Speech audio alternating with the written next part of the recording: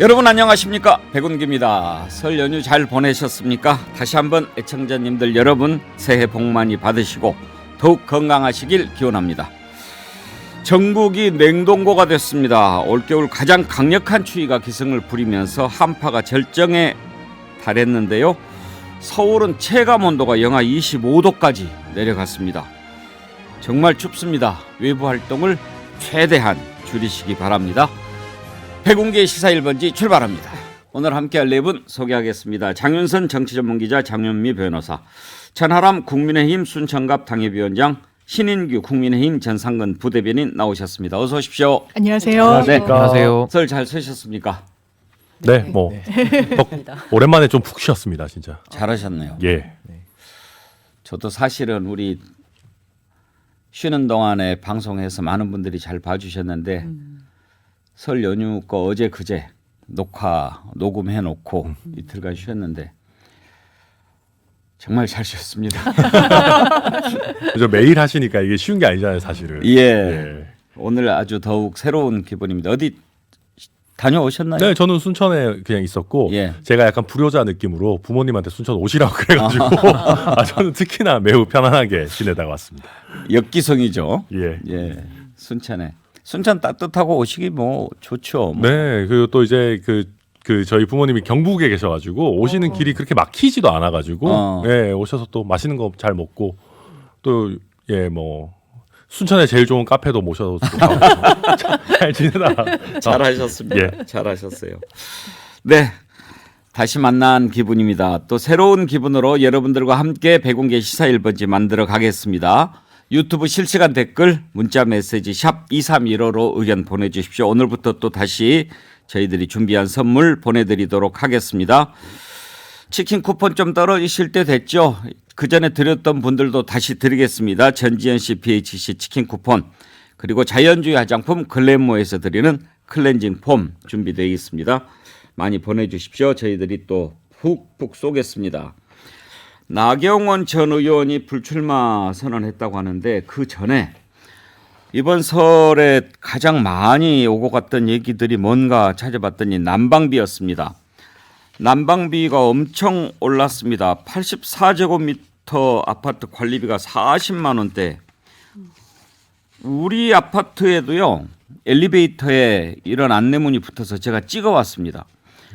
12월분 관리비가 많이 올랐다는 민원이 계속되고 있습니다. 관리비가 많이 인상된 부분은 세대 난방요금입니다. 이렇게 이제 설명서를 붙였더라고요. 하도들 어떻게 된 거냐 이렇게 이제 물어보니까요, 관리사무소 소장이 이렇게 붙였는데, 우리 아파트는 지역 난방을 사용하고 있고 지역 난방 열 요금이 인상돼서 이렇게 올랐다라고 하는데, 상승률이 보니까요, 2022년 10월에 단가가 37.8%가 오른 거예요.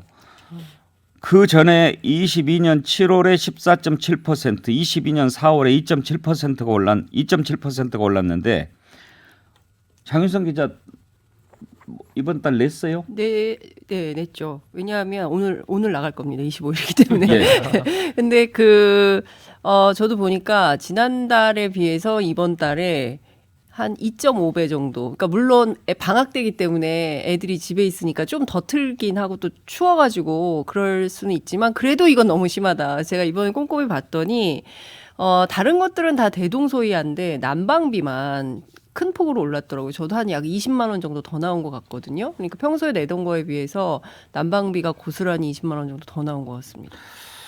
근데 38%씩 이렇게 오르는 한꺼번에 거는 이렇게 너무 올려도 많이 올라간 건데 이렇게 올라갈 이유가 있나요? 장윤미 변호사도 네. 난방비 많이 나왔죠? 그렇습니다. 저희 자동이체로 빠져나가고 뭐 이러는데 비교를 해보면 상당히 많이 좀 올랐다는 생각이 들고, 또 요즘 특히 오늘 날씨 엄청 추위고 귀가 떨어져 나갈 정도로 온도가 많이 좀 떨어졌는데, 특히 난방비 관련해서 모르겠습니다. 이런 저소득층 같은 경우에는 더 체감되는 그 파장이 훨씬 클 수밖에 없는데 이 부분과 관련해서 계속 전 정부 얘기를 하잖아요. 전 대단히 무책임하다라고 생각합니다. 지금 집권한 지 얼마나 됐는데 모든 것을 문재인 전 대통령 탓을 하는 건지 난방비조차 물론 그 원인을 정확하게 따져는 봐야 되겠지만 모든 걸 이렇게 수렴하는 식으로 이야기를 하고 방어를 한다면 저는 그건 최소한 책임 있는 국정 운영의 자세는 아닌 것 같습니다. 지금 뭐 우리 애청자님들도요. 방금 고지서 받았는데 헉 너무한 거 아닌가요? 헬레나님 그리고 박종일님은 30만 원 나오던 것이 50만 원 나왔습니다. 그렇게 나오죠. 지금 가스비 인상으로 우리는 개별 난방인데 2배 오른 것 같아요. 근데 이제 국민의힘 성일종 정책위 의장이 난방비 급증 원인을 문재인 정부 탈원전 정책 때문이다. 이렇게 지금 오히려 문정부 탓을 하는데 다 문정부 잘못인가요? 그러니까 이제 뭐 정부라는 게 연속선이 있는 거니까 기존 정부의 영향은 당연히 있겠죠. 근데 이제 뭐 저희가 집권을 하고 있는 입장에서 굳이 이런 얘기를 언급할 필요가 저도 없다고 생각하고요.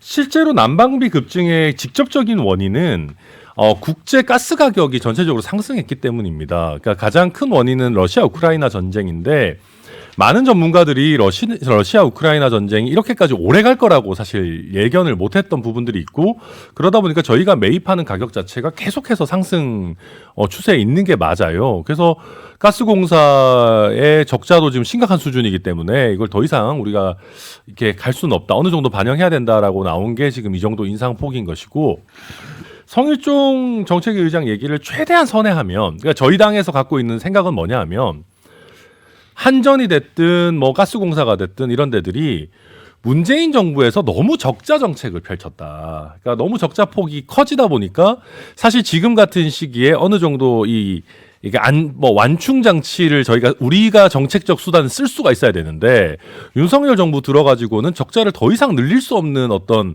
그런 상황으로 우리가 이어받았지 않느냐 정도의 얘기로 저는 선회해서 해석을 하는데 그렇다 하더라도 굳이 이거를 저는 정책위 의장이 얘기를 직접적으로 할 이유는 없지 않나 생각합니다. 그러니까요.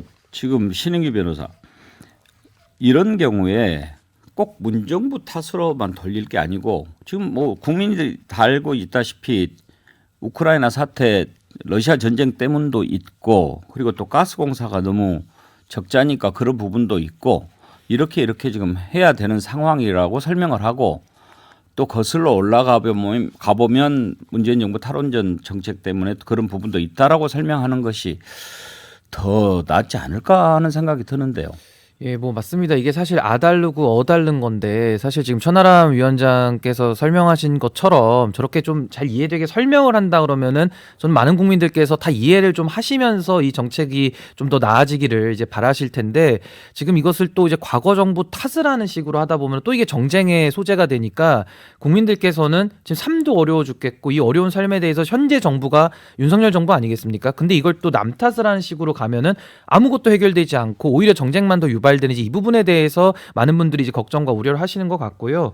저도 사실 월말마다 이렇게 금리 인상 문자가 자꾸 옵니다. 저도 이제 변동금리를 쓰기 때문에 아주 심장이 떨려 죽겠어요. 이게 자꾸 뭐 월급이나 이런 것들 늘진 않는데 자꾸 나갈 돈들은 늘어나다 보니까 이 굉장히 이제 부담스럽거든요. 그나마 최근에는 이제 기름값이 조금 안정이 돼가지고 조금은 다행인데 지금 국민들께서 얼마나 지금 힘드신 상황인데 여기에 대해서 자꾸 이런 식으로 정쟁화만 일삼으려고 하는 것은 저는 매우 비생산적이다. 저는 그렇게 생각을 합니다. 저는 그래서 외교가 중요하다라는 말씀을 또 안 드릴 수가 없는데요. 사실 우크라이나 전쟁 때문에 천연가스 가격 당연히 국제가스 가격 오른다는 게 예상이 됐고 유럽이 가을부터 곡소리가 날 거다. 그래서 유럽에서 특히 독일이 뭐 겉으로는 이렇게 우크라이나 지원하는 양상을 보이지만 실제로는 뒤로는 러시아하고도 외교를 상당히 할 거다. 천연가스를 받아야 되니까 이런 등등의 얘기들이 있었어요. 근데 우리는 끊임없이 이제 적대적 관계를 계속 강조를 하면서 뭐 이란 주적부터 시작해서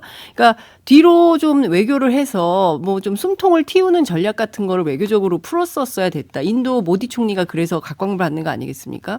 그러니까 저는 이런 측면에서 너무 하는 게 없는 데다가 공공요금을 줄줄이 인상이 돼 있어요. 가스뿐만 아니라 이제 전기 오르죠. 뭐 버스비 오르죠. 그리고 뭐 여기다가 이제 그 저는 조만간 부동산 문제 심각해질 것 같은데 이게 그 전세가율이 100%가 넘는 지역이 전국적으로 너무 많이 늘어나고 있거든요. 말씀하신 대로 월급은 안 오르고 주머니에 쓸 돈은 없고 이자 부담은 점점 늘어나고 실질적인 경제 위기가 왔습니다. 그런데 정부가 아무런 대책이 없는 거예요. 외교도 엉망, 경제도 엉망, 정치는 일극으로 가고 저는 어떻게 하려고 하는지 정말 걱정입니다. 임금님 귀에 캔디. 날씨 추운 것도 전 정부 탓인가요? 근데 이제 문제는 추가 인상 가능성이 크다는 점입니다. 산업통상자원부가 물가 상승을 우려해서 올해 1분기 가스요금을 동결했는데 한국가스공사 손실을 우려해서 지금 2분기 요금 인상을 고려하고 있다는 겁니다. 이렇게 되면 이제 난방비 부담이 보통이 아닐 텐데 날씨는 더 추워지고 올해 날씨를 보면은요 이 앞번 주는 역대 최고로 더웠어요. 그러다가 또 이번 주는 역대 최저로 추워요. 이렇게 한 계절 안에도 역대 기록을 갈아치울 정도로 지금 변화무쌍한데 이거를 뭐 좀 대책을 세워야죠. 장유미 변호사. 만약에 장유미 변호사가 담당 부처 장관이라면 어떻게 대책을 세우시겠습니까? 저는 일단 입에 달콤한 말을 하는 거는 좀 틀린 거라고 생각합니다. 정확하게 현실을 진단하고 지금도 산업자원부 등에서 이야기 나오는 것을 보면 이미 지난해에도 이 어떤 적자폭 이런 부분을 메우기 위해서 뭐 좋지는 했지만 향후 더 요금 인상을 크게 해야 된다라는 거예요. 그 폭이 상당히 좀 큽니다. 그 메가줄당 최소 8.4원에서 10원 정도로 올려야 되는데 그게 전체 난방비로 해서 환산되면 지금 말씀하신 것처럼 막 몇십만 원이 지금 3, 40만 원이 더 나올 수밖에 없을 거예요. 그렇다면 이거를 동결하는 건 전 정답은 아닐 겁니다. 지금 계속 말씀 주시는 것처럼 우리가 대한민국이 지금 에너지 상황과 관련해서 처해져 있는 여건이 이러저러하다라고 국민께 소상히 말씀드리면 이런 객관적인 상황에 대해서 누가 뭐라고 얘기할 수 있겠습니까? 이게 어떻게 또 윤석열 정부만의 탓이라고 또 생각할 수 있겠어요? 그렇다면 그런 부분에 대한 양해를 구하고 이런 공공요금 인상과 관련해서 사회적인 합의를 좀 도출해내는 부분도 당연하지만 선행돼야 된다고 생각합니다. 저는 이 정부 그런 모습은 최소한 보여주지 않는 것 같습니다. 한 가지 단면이 전 정부 탓하는 거라고 생각해요. 우리는 잘못이 없어. 그러니까 우리는 전 정부의 잘못을 매듭짓기 위해서 이렇게 올리겠다라고 고지하고 통지하는 거.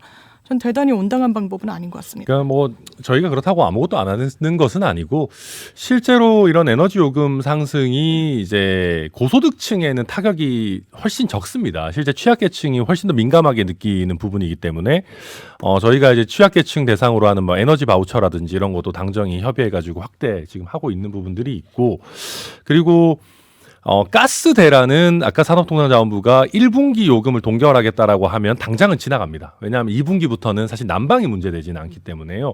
오히려 지금 저희가 이제 상반기 여름 들어서 가지고 걱정해야 되는 부분은 전기요금이 또 이제 냉방비가 또 이슈가 되는 부분이어서 그런 부분들을 저희가 어떻게 좀 잘 해나갈 거냐. 그래서 그러니까 민주당에서 얘기하는 것처럼 상위 20%를 빼고 세금으로 추경해서 전부 에너지 뭐 이런 걸 하자라고 하긴 어렵더라도 어느 정도 합리적인 범위 안에서 바우처 확대 이런 건 분명히 필요할 겁니다.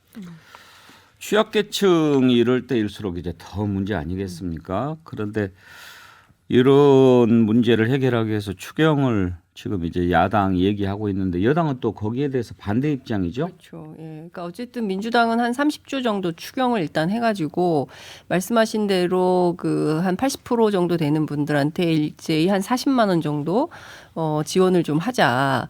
근데 이제 사실 경제당국에서는 그런 것도 고민일 것 같아요. 지금 어쨌든 고물가 시대이기 때문에 이게 또 돈이 풀리면 물가 상승에 또 영향을 미치기 때문에 이 사실 월급 빼고 다 오르는 상황에서 이게 그 더 크게 물가 인상의 그 원인이 된다면 어떡하냐 이런 고민이 좀 있는 것 같긴 한데 일본 같은 데도 지금 인플레 수당을 얘기를 하고 기시다 총리도 안 된다, 월급 올려줘야 된다 이런 말을 총리가 먼저 하고 있거든요. 그러니까 그런 거에 대한 어떤 우리도 대안을 좀 마련을 하긴 해야 될 것 같습니다. 또 10,000원으로 쓸 게 없어요. 점심값도 해결을 못하는 수준이니까 뭔가 근본적인 대책은 좀 필요해 보입니다. 저도 근데요. 비슷한 예. 맥락에서 드리고 싶은 말씀이 이게 자꾸 전 정부 탓으로 지금 들린다는 게 저는 이제 하나 좀 국민들께서 보시기에는 안타까운 부분인 것이고 이게 지금 말씀하신 대로 정말 이제 우리 사회가 좀 고통을 이제 분담해야 될 시점이 저는 왔다고 생각을 하거든요. 그렇다면 상세한 설명과 또 정치의 복원을 통해 가지고 정말 국론을 더 하나로 모아가서 잘 이겨내자라고 해도 이게 지금 될까 말까인데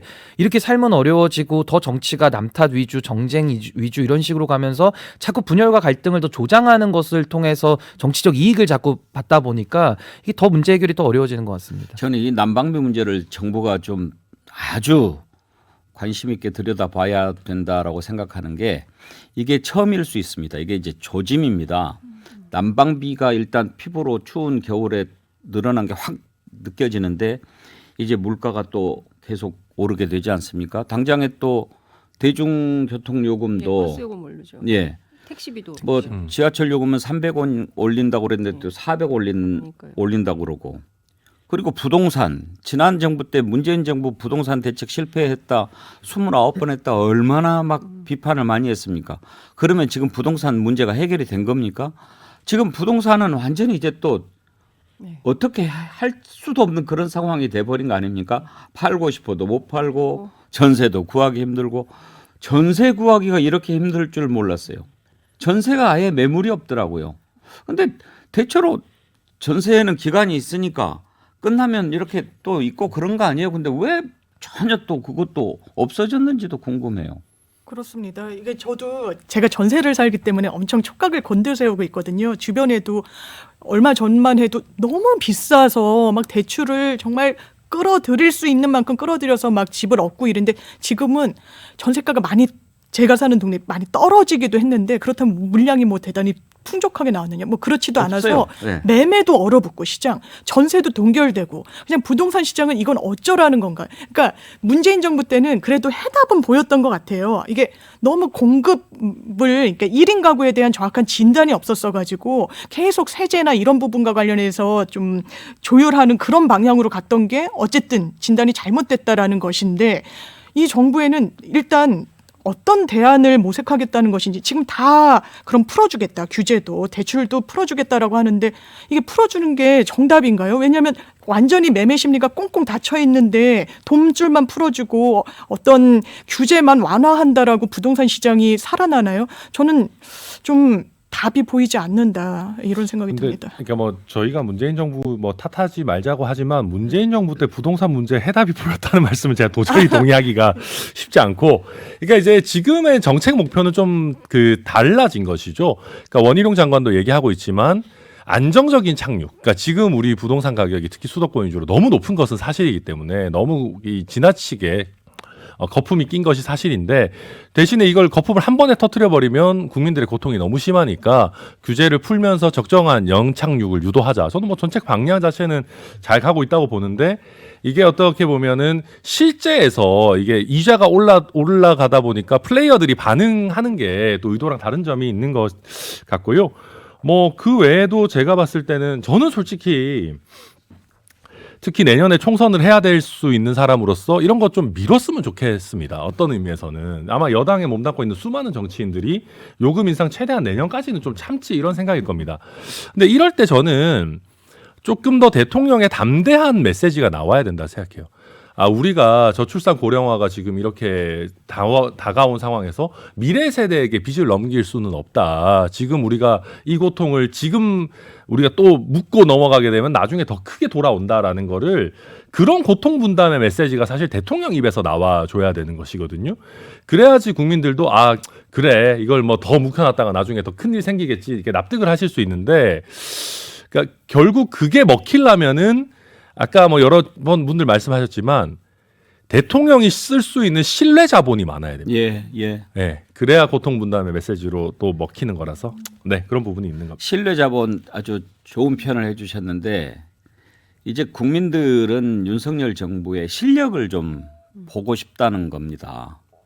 그 전에 계속 이제 전 정부 탓하는 거는 좀 봐줄 수 있는 기간이 있잖아요. 근데 이제 정부 출범한 지 1년이 다 돼가는데 이제는 실력을 보여줘야죠. 그런데 경제가 제일 중요하다라고 하는 메시지를 계속 준다든지 또 구체적으로 이 부분은 이렇게 풀겠다 이런 실력을 보여줘야 되는데 뭐 민생이 중요하다 그런 얘기만 해가지고는 국민들이 체감하는데 한계가 있지요. 아무튼 난방비 문제가 민심 이탈의 조짐이 될 수도 있는데 이 부분 해결하는 것이 매우 중요한 과제가 됐습니다. 그래서 저도 이제 뭐 여기 굉장히 어려운 상황이라는 건 우리 모두가 다 동의하는 인식인데요.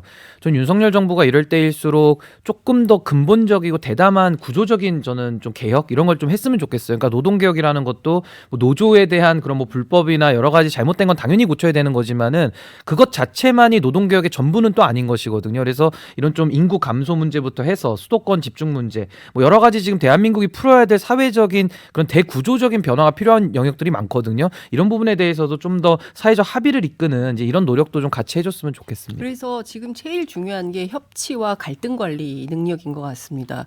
야당을 지난 1년간 한 번도 안 만났죠. 그러니까 이재명 대표는 잠재적 범죄자고 곧 구속될 사람이기 때문에 만날 필요가 없다라는 판단을 지속적으로 하고 있고 사실상 무시로 일관을 했습니다.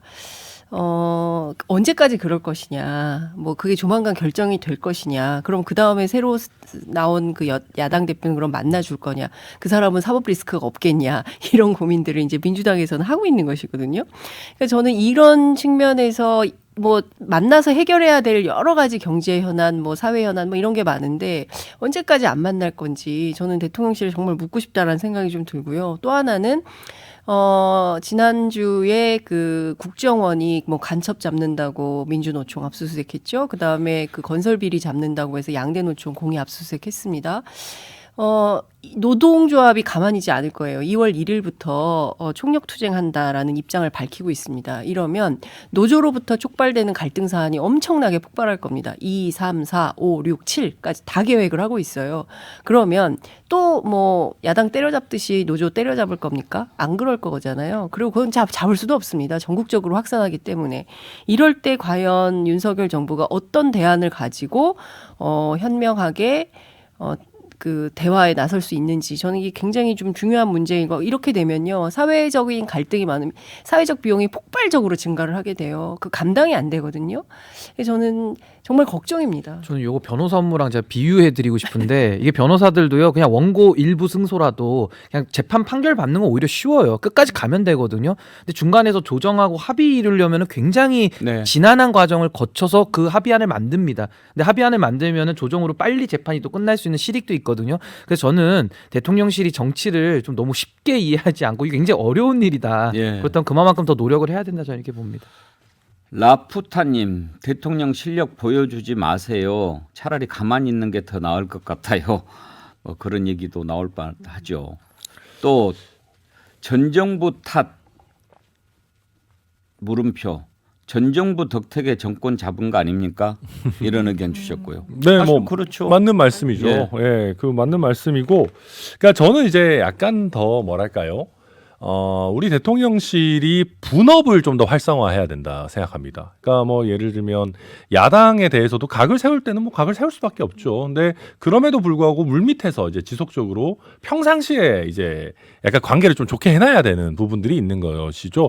노동조합 문제도 그런 겁니다. 예를 들면 노동조합에 정말로 뭐 간첩 혐의가 있는 사람이 있다면 그런 부분은 당연히 도려내야죠. 이제 간첩이 통하지 않는 세상이지만 그렇다고 우리가 간첩을 그냥 뭐 못 본 척하고 넘어갈 수는 없는 거죠. 근데 그럴 때 중요한 게 평소에 쌓아놓은 신뢰가 사실 중요한 거거든요. 여기서 우리한테 정말 문제 있는 부분만 지적할 거야라는 신뢰가 있어야 되는데 그게 아니면 우리 전체를 공격하는구나라고 이게 돌아오는 부분이니까 그게 참 어려운 부분입니다. 이 총선 네. 때 가장 중요한 게 경제 문제 아닙니까? 맞습니다. 대선도 그렇고 뭐 바보야 문제는 경제야. 이 클린턴 때 그 구호가 지금도 어떻게 보면 진리처럼 계속 이어지는 거 아닙니까? 유효하죠. 예. 네. 정치가 있는 한은 없어지지 않을 구호죠. 그럼요. 먹고 사는 문제를 해결해야 그 정부의 신뢰를 보내게 되지 않겠습니까? OKK님 가스비 폭탄, 교통비 폭탄, 국민 폭탄 맞고 다 쓰러진다. 무정부 각자 도생 실감 납니다. 뭐 이런 걱정하실 만하고요. 재나님 국가의 존재 이유가 뭡니까? 정부가 서민 물가 대책 좀 세우고 취약계층들 챙겨야지요. 제2에게님 아니 우유값 계란값 올릴 때는 올리고 내려가면 왜 반영 안 합니까? 우유값 계란값은 어떻습니까 요즘에?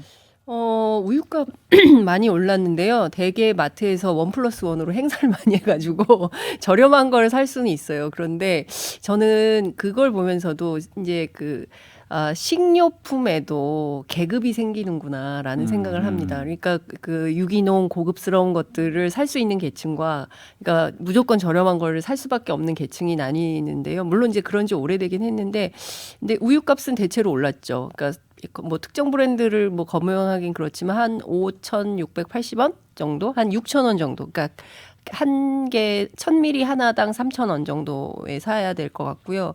계란은 오른 지 굉장히 오래됐습니다. 그래서 저는 차라리 그냥 그 생산자 조합 이런 데 주문을 해서 먹습니다. 예, 차라리 그게 싸요. 왜냐하면 거기는 가격 관리가 되니까 그 마트보다 경우에 따라서는 더 쌀 때가 있어요. 주부들이 정말 지혜롭게 짜고 짜내서 막 여기저기 다니면서 장을 보실 수밖에 없어요. 왜냐하면 윤석열 정부 각자 도생을 요구하고 있습니다. 그래서 제가 이제 아이들한테 얘기했어요. 자, 올 겨울엔 롱패딩이다. 니네 이제 각 방의 온도를 19도로 낮추고 추울 때는 롱패딩을 입고 앉아 있어라. 이런 얘기를 합니다. 근데 사실은 저희가 뭐 윤석열 정부 각자 도생이다 이런 얘기 하지만 이게 정부가 바뀌었다고 해서 사실 크게 달라지는 건 없습니다. 사실 이번에 편성된 예산이나 이런 거 보더라도 복지 예산이 오히려 사실 늘어난 측면들이 있고 다만 어찌 보면 방향성인 거죠. 저희가 이렇게 적자를 계속 끌고 가면서 미래 세대에게 빚을 넘겨줄 수는 없다라는 면이 있고 아까 추경 얘기 저희가 했습니다마는 저희가 그러면 가스 요금 적자 줄이자고 또 추경 편성해서 나라 빚을 늘리자 이게 사실 좀 앞뒤가 안 맞는 부분들이 있는 것이거든요. 그래서 어찌 보면 앞으로는 저희가 어떤 가격 인상에 연동되게 해서 가격은 꾸준하게 어찌 보면 반영하면서 취약계층을 어떻게 보호할 거냐라는 논의로 좀 전환이 필요하지 않나 싶습니다. 바로 그 포인트인데요. 공동체의 이익을 위한 진지한 접근을 하고 있느냐. 저는 특히 여당 같은 경우에 너무 걱정스러운데요. 오로지 윤석열 대통령 찬양 일변도거든요. 그리고 대통령이 무슨 잘못된 발언을 해도 뭐가 문제야. 뭐 이런 식으로 한단 말이에요. 잘못된 발언을 하면 그것을 고치고 그리고 제대로 방향으로 갈 수 있도록 길을 안내하는 것이 아니라 대통령이 뭐가 틀렸어? 당신들이 이상한 거야. 자꾸 이런 방식의 변칙을 쓰니까 국민들이 앞서 말씀하신 신뢰 자산이 없어지는 겁니다. 경제는 정말 그 분위기 아닙니까? 네. 국민들이 살아날 것 같다. 그런 마음을 먹도록 해줄 필요가 있는 거지요. 네, 일부에서 경제 걱정했습니다. 15 듣고 이어가죠.